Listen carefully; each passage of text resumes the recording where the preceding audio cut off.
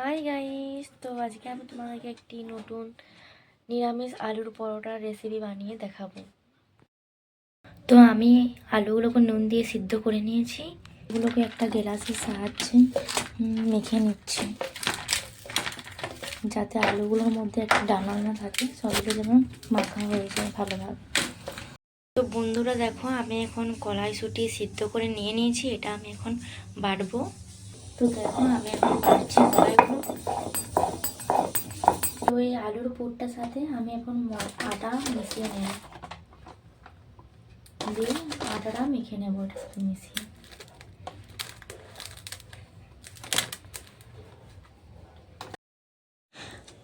আলুটা ঠেসে নিয়ে পর ওর সাথে কড়াইশুঁটি সিদ্ধটা বেটে মেশালাম। তারপর চিনি, অল্প পরিমাণ চিনি আর অল্প পরিমাণ নুন আর শুকনো খোলায় গোটা জিরা আর শুকনো লঙ্কা ভেজে পর মিশিয়ে নিলাম। তো গাইস, আমার আটাটা মাখা হয়ে গেছে। এরপর আমি এর থেকে লেচি কাটবো। তো আমার এখন লেচি পাকানো হয়ে গেছে। এরপর আমি আলুর পরোটাটা বেলবো, দিয়ে পর তাওয়াতে ফ্রাই করব। তো এরপর আমি বেলে দেখাবো।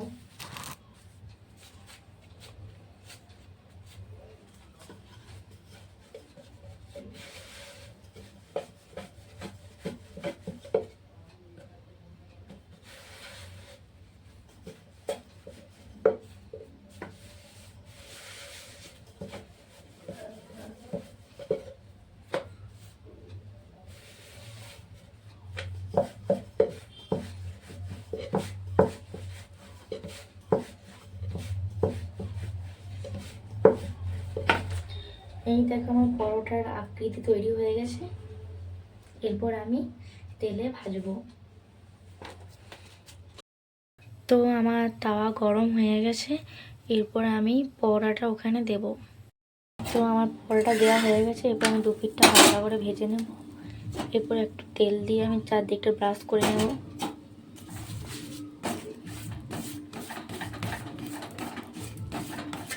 আমার পরোটার চারদিকটা এই পিঠটা তেল বুলানো হয়ে গেছে।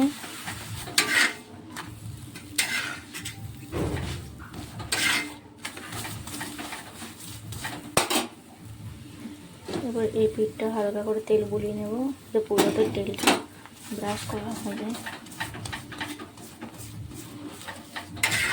তো আমার দু পিঠটায় তেল বোলানো হয়ে গেছে। এরপর পরোটা হালকা লো ফ্লেমে ভেজে নেব।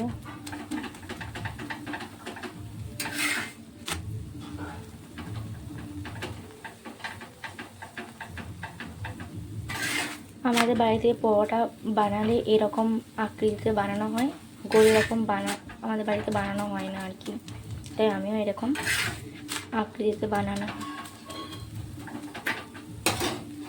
তো আমার এই পরোটা হয়ে গেছে।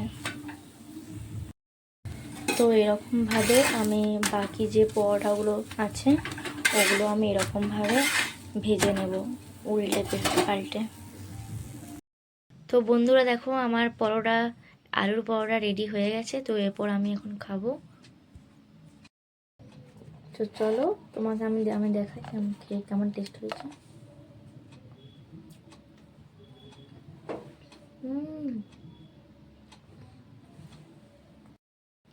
তো গাইস, তোমরাও এই রেসিপিটা বাড়িতে বানিয়ে দেখবে কেমন খেতে হয়।